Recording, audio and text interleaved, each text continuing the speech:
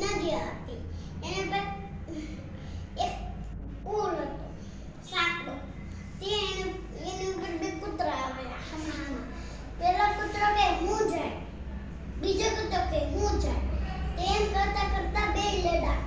ત્યાં સાંકડા કુળમાંથી છે ને એક કૂતરો પેલા નીચે ગયો, ત્રીજો કૂતરો ત્રીજો વારામાં ગયો.